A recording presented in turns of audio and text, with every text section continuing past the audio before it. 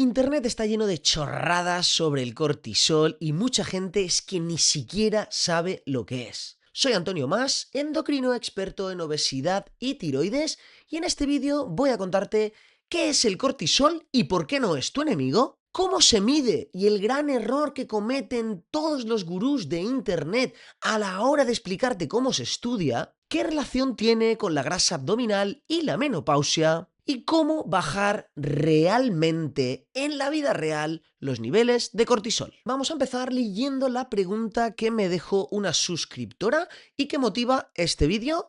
Gracias, Esther, por tu pregunta y procedo a leer. Hola, Antonio, todo el mundo habla del cortisol y su relación con la grasa abdominal en mujeres con menopausia. Mi pregunta es, ¿cómo se mide? ¿Cuáles son los valores normales? ¿Cómo bajamos los niveles de cortisol cuando vamos tan aceleradas? Muchas gracias y encantada de colaborar contigo.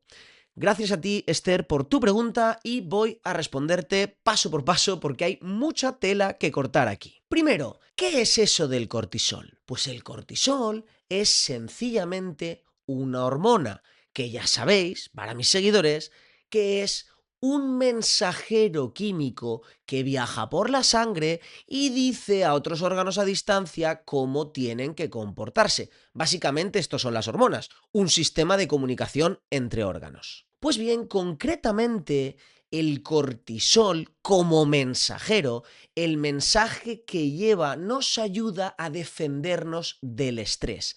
Es decir, no es la hormona del estrés, sino la hormona que nos defiende del estrés. Hace un montón de cosas, pero principalmente pues todo lo relacionado con cosas agudas, cosas urgentes. Por ejemplo, una cosa que hace es movilizar grasa y otros recursos, también glucosa, para llevarla allí donde pueda necesitarse en un momento agudo. Imagínate que te haces una herida. Claro, pues allí tendrán que acudir las defensas para evitar que se infecte y esas defensas, esos glóbulos blancos, van a necesitar azúcar. ¿Quién es el encargado de llevar el azúcar ahí, de movilizar todos esos recursos? Pues el cortisol, porque lo que hace es defenderte del estrés, como por ejemplo una herida. Pero cuidado, porque hace muchísimas otras cosas. Es la hormona que nos despierta por la mañana. Aumenta un ratito antes de la hora de levantarnos como para espabilarnos. También está encargada de la liberación de energía, se relaciona mucho con la adrenalina, que es estimulante. Y también está muy relacionada con el aumento de la tensión arterial. De hecho, la gente que tiene déficit de colesterol, uno de los problemas que tiene es que les baja mucho la presión hasta el punto de marearse. Y aquí hay un punto clave que de alguna forma ya he introducido. El cortisol tiene una gran peculiaridad que influye enormemente en la forma en la que lo medimos. Esto lo comentaré luego, pero resulta que el cortisol sigue lo que llamamos un ritmo circadiano. Es decir, los niveles en sangre aumentan mucho por la mañana, antes de despertarnos, y luego van bajando progresivamente a lo largo del día hasta que están en su mínimo justo antes de irnos a dormir, que es precisamente cuando tenemos menos estrés, cuando necesitamos estar más relajados para meternos en la cama. Resumiendo, el cortisol, como decía al inicio, es una hormona que nos ayuda a defendernos del estrés. Lleva el mensaje por todos los órganos del cuerpo de, oye chicos, prepararos que aquí está pasando algo agudo y tenemos que defendernos. Eso es nada más y nada menos lo que hace el cortisol. Pero la cuestión es, si el cortisol es tan bueno, tan necesario y tan importante para ayudarnos a defendernos del estrés, ¿por qué por internet oímos que es poco menos que un veneno, que es malísimo, que nos destroza por dentro? Pues porque el cortisol está preparado para actuar de forma puntual. Me doy la vuelta y veo a un león, pues el cortisol se activa para ayudarme a salir corriendo. Me rompo un brazo, me hago una herida, tengo alguna enfermedad. Todo eso supone picos de colesterol para defendernos de forma aguda. El problema viene cuando ese estrés está provocando un aumento de cortisol crónico, que esto es lo que sucede pues en las sociedades modernas. Vivimos sometidos a un estrés muchas veces psicológico crónico que nos mantiene con una elevación del cortisol sostenida en el largo plazo que es cuando realmente le sienta mal pues, a toda nuestra biología, desde a nivel psicológico, a nivel de riesgo cardiovascular, a nivel de azúcar, de hipertensión, a todos los niveles metabólicos posibles. Y ese es el verdadero problema, que se mantenga el cortisol elevado de forma crónica. Pero tened claro que de forma aguda es imprescindible. Es que sencillamente sin cortisol no podemos vivir. Cuando una persona tiene un déficit grave de cortisol y le baja de forma abrupta, en 2-3 días está en la UCI. Sin cortisol, que quede clarísimo, el cuerpo literalmente se apaga. Baja la presión, baja el azúcar, baja las defensas. Es que no podemos ni siquiera aguantar el estrés de levantarnos por la mañana. Así que resumiendo, el cortisol no es tu enemigo, lo necesitas para vivir. Lo que es tu enemigo es el estrés crónico que te mantiene elevado el cortisol de forma crónica para lo que tu cuerpo no está preparado. Y vamos con el siguiente punto, que es cómo se mide el cortisol, porque esto es absolutamente clave e importante, porque Internet está lleno de gente absolutamente ignorante que dice burradas sobre el cortisol y que desgraciadamente engañan al gran público. Y no solo eso, porque de los gurús, pues yo no me espero nada, pero es que medir el cortisol es complejo. Incluso hay muchos médicos que no tienen ni idea, que cometen errores básicos a la hora de decidir cuándo hay que medir el cortisol, cómo hay que medirlo y cómo interpretar los resultados. Así que vamos a intentar arrojar un poco de luz sobre el asunto, sobre cómo se mide el cortisol. Y lo primero es tener claro 3 aspectos clave. Lo primero es que hay que seleccionar muy bien a quién medimos y a quién no medimos el cortisol. ¿Por qué? Pues porque el diagnóstico es muy complejo de hacer y muchas veces es inexacto. Por desgracia, las pruebas para medir el cortisol no son perfectas. Entonces, corremos el riesgo de equivocarnos. Y esto es una norma aplicable en general a toda la medicina. Cuando tenemos un diagnóstico difícil que nos puede meter en un lío, en el sentido de tener un montón de pruebas y no entender bien cómo interpretarlas, y esto pasa mucho con el cortisol, porque recordemos que está más alto por la mañana, más bajo por la tarde, se altera en función de algunos fármacos, se altera en situaciones de estrés. Hay muchos factores que lo pueden alterar y que no significa que haya un problema de cortisol, sino que simplemente estamos respondiendo al estrés. Pues cuando en medicina tenemos situaciones así, diagnósticos que son poco frecuentes por un lado y muy liosos por otro, tenemos que seleccionar muy bien a los candidatos a medirse el cortisol, porque desgraciadamente lo más probable es que nos equivoquemos. Es decir, necesitamos buenos motivos, necesitamos de alguna forma sospechar que está pasando algo con el cortisol y no medirlo al tuntún. Y esto lo digo por la gente que piensa que, bueno, tengo mucho estrés en mi día a día, lo mejor que puedo hacer para mi salud es medirme el cortisol. No, amigo, es lo peor que puedes hacer, porque si tú tienes mucho estrés, es obvio que el cortisol, o al menos es probable que esté alto.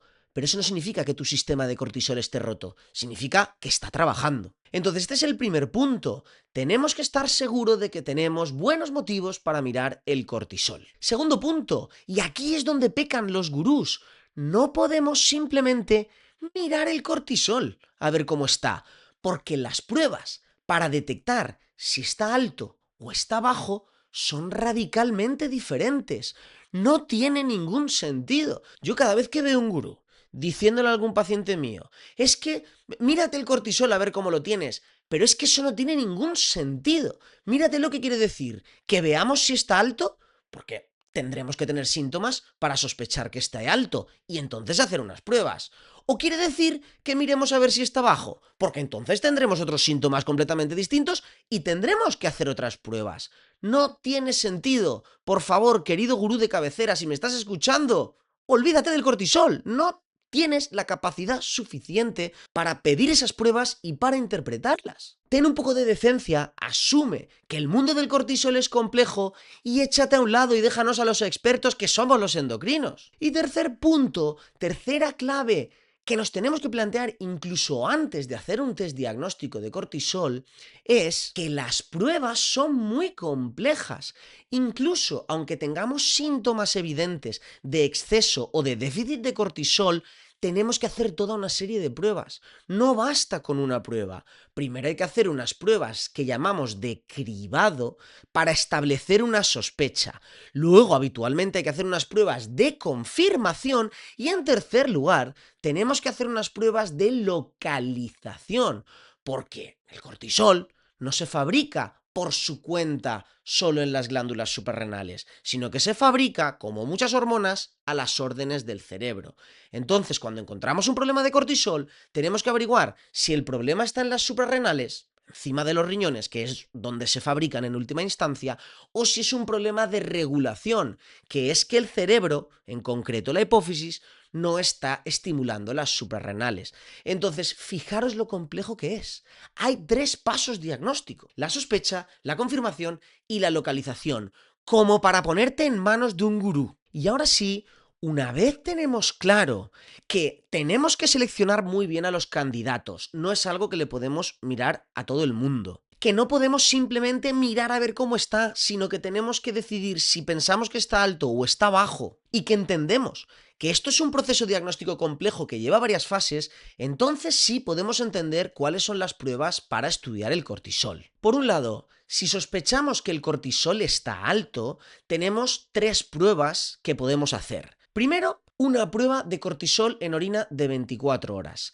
Y tiene que ser de 24 horas sí o sí debido al ritmo circadiano que tiene. Yo no puedo mirar el cortisol puntualmente a una hora del día. Tengo que mirar el día completo, ya que por la mañana estará muy alto y por la tarde estará muy bajo. Entonces, este problema lo solucionamos haciendo el cortisol en orina de 24 horas. Segunda prueba cuando tenemos sospecha de que el cortisol pueda estar alto. Mirar el cortisol, ya sea en sangre o ya sea en saliva. Estos serían realmente 2 tipos de pruebas por la noche. ¿Y por qué por la noche? Porque ese es el momento en el que más bajo tiene que estar el cortisol. Y si precisamente en el momento en el que esperamos tenerlo más bajo no está bajo, está alto o incluso normal, podemos sospechar que hay una elevación del cortisol. Y tercera prueba, cuando sospechamos que el cortisol está alto, mirar el cortisol por la mañana de 8 a 9 de la mañana, habiendo tomado el día previo a las 11 de la noche una pastilla de un tipo de cortisona potente llamada dexametasona. Lo que pretende esta prueba es lo que llamamos una prueba de supresión. Lo que pretende es suprimir por completo tu fabricación endógena de cortisona.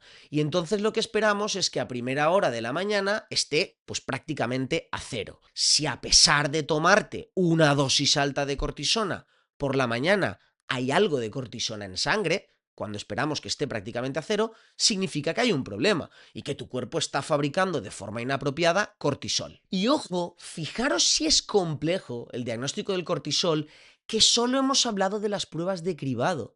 Después de estas pruebas, tendríamos que hacer pruebas de confirmación y si finalmente se confirma que hay una elevación del cortisol, entonces tendríamos que hacer pruebas de localización para ver si el problema está en que se está fabricando mucho cortisol en la hipófisis o que se está fabricando mucho cortisol en la suprarrenal.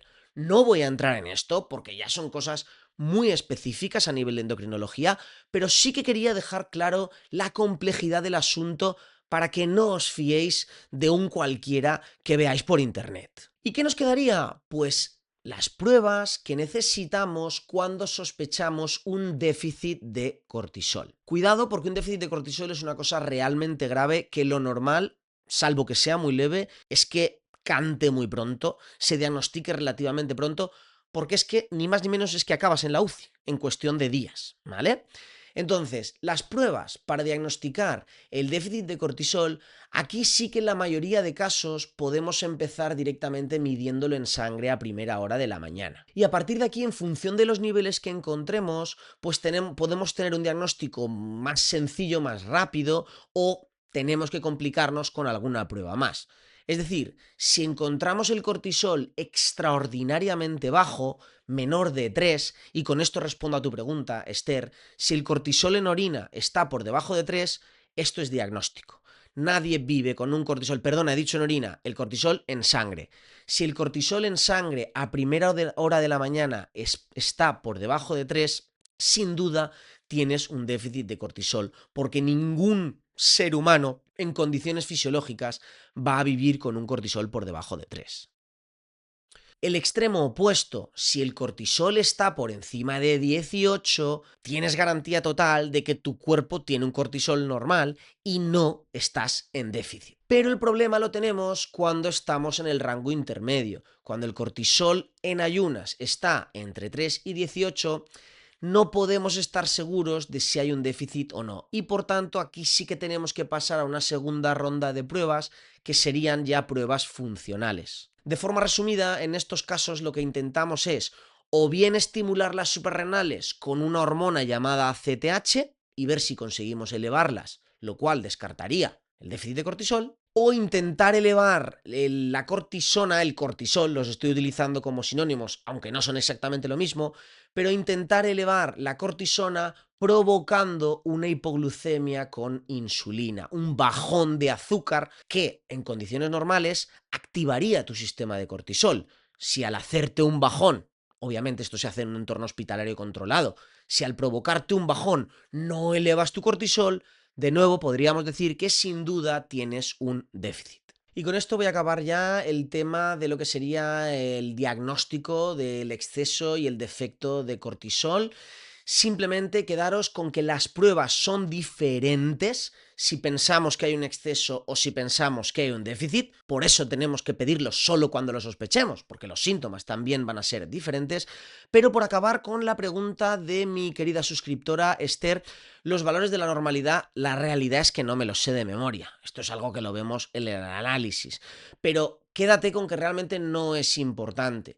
Cuando hay un exceso de cortisol, normalmente los valores están muy elevados, con lo cual esto es cuestión de verlo en el análisis y ya está. De hecho, te diría todavía más, si en orina los análisis te salen, el cortisol te sale un poquito elevado, que sería la forma básica, estándar, de detectar el exceso, si te salen una vez elevados, es tan probable que salgan elevados por 1000 motivos, que lo que tenemos que hacer es medirlos en una segunda ocasión. Y si en 2 ocasiones ya salen elevados, entonces ya sí activaríamos todo el protocolo diagnóstico. Pero quédate con esto, no es tan importante lo que es el número en sí, sino encontrarlo elevado en varias ocasiones y también descartar que no haya otra posible causa que los eleve. Si esa noche has dormido mal, si estás con medicación relacionada con la cortisona o si estás en una fase de estrés vital, por ejemplo, si eres un estudiante y estás en fase de exámenes, pues no sería el mejor momento para medir el cortisol, porque te va a salir alto, pero no porque tu sistema de cortisol esté estropeado. Todo lo contrario, porque está funcionando bien. Y otra cosa es lo que miramos los endocrinos, que es intentar entender cuando hay una enfermedad del cortisol, que aquí es donde aplicaría todo el protocolo diagnóstico que hemos comentado. Siguiente punto. ¿Qué relación tiene el exceso de cortisona con la grasa abdominal y con la menopausia? Vamos por partes porque aquí la cosa se complica. Primero con el tema del cortisol. El cortisol sabemos que aumenta la grasa abdominal porque lo que hace es moviliza la grasa. Esto, ya os imaginaréis, que para responder al estrés está muy bien. Pues tú tienes un determinado estrés, siguiendo con el ejemplo de la herida, el cortisol aumenta, moviliza grasa y lleva esa energía allá donde se necesite. El problema está que el cortisol elevado de forma mantenida redistribuye la grasa de una forma, primero, negativa metabólicamente y además muy característica.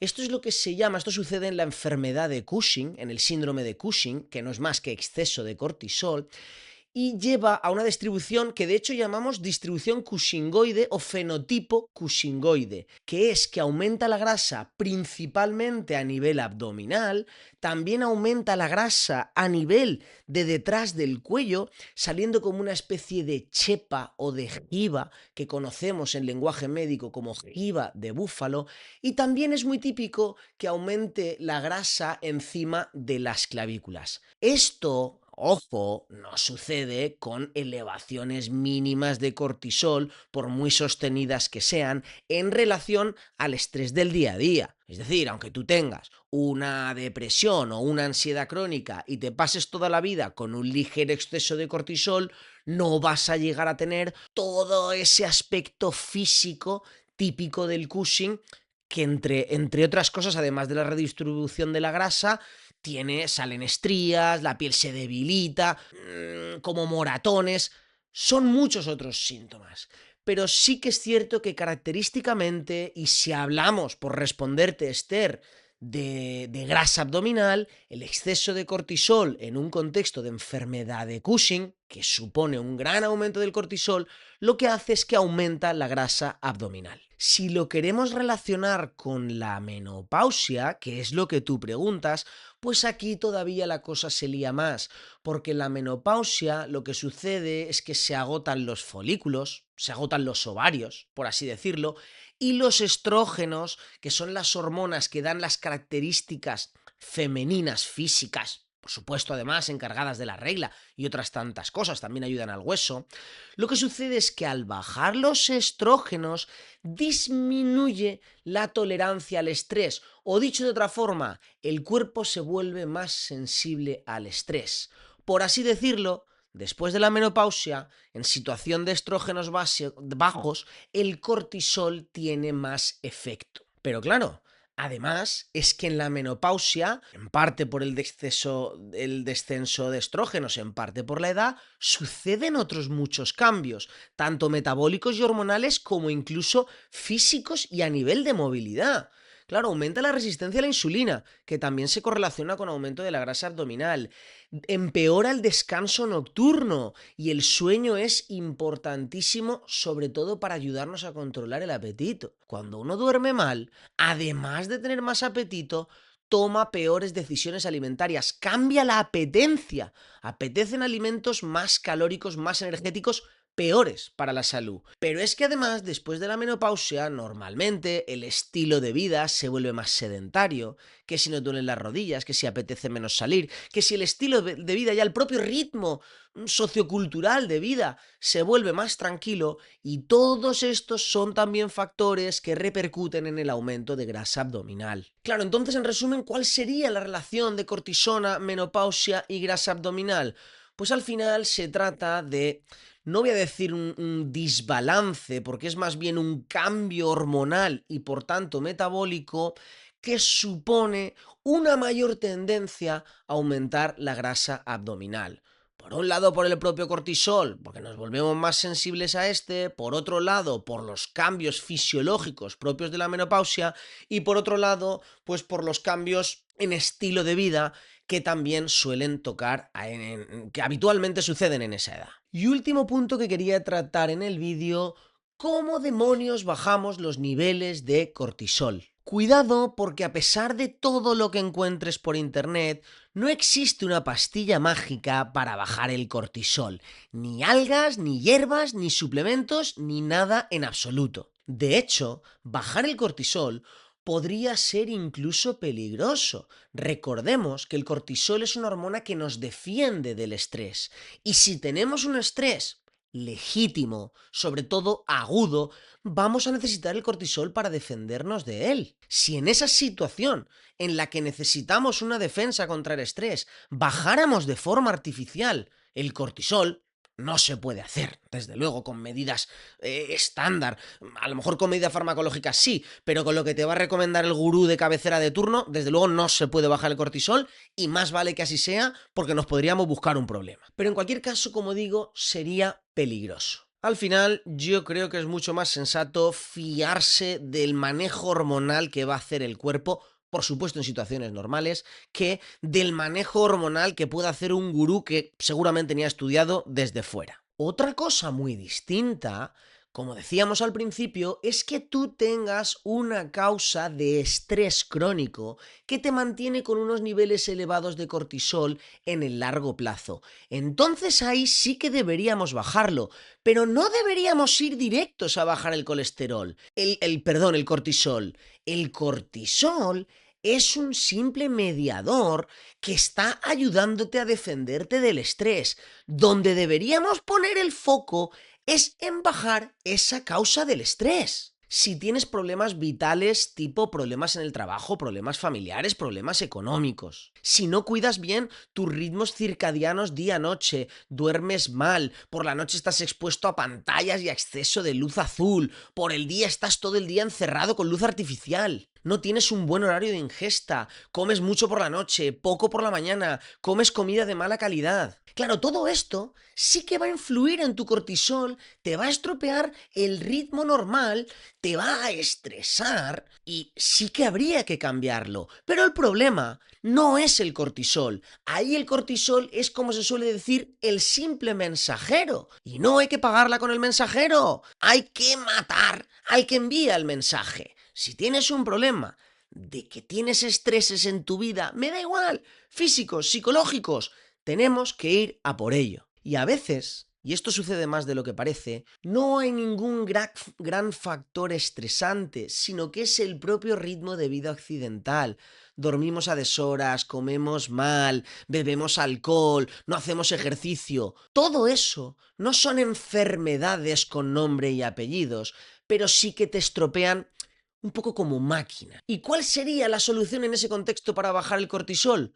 Pues engrasar la máquina, los famosos buenos hábitos, cuidarte como si fueras un animal y intentar, digamos, tratarte de forma más natural. Regular los horarios, comer más sano, tener más contacto con la naturaleza, tener más contacto social, sentirte que formas parte de un grupo, todo lo que necesitaría un humano en condiciones naturales. Como yo digo a mis pacientes, esto es lo que yo llamo simplemente medidas de bienestar. No tienes una enfermedad con nombre y apellidos, pero sí que tienes un montón de factores estresantes en tu vida de la sociedad moderna que te causan malestar. Por tanto, lo que toca es bienestar. Bien, y lo vamos a dejar aquí. Espero que el vídeo sirva a todo el mundo, en especial a ti, Esther. Espero haber respondido las preguntas como te mereces. Ya sabéis que todavía estáis a tiempo de dejarme una pregunta en masendocrino.com/pregunta. Estaré encantado de responderla. No prometo que sea pronto, porque tengo muchas preguntas pendientes, pero seguro que la responderé. Nada más, un placer por mi parte. Nos vemos en el siguiente vídeo. ¡Adiós!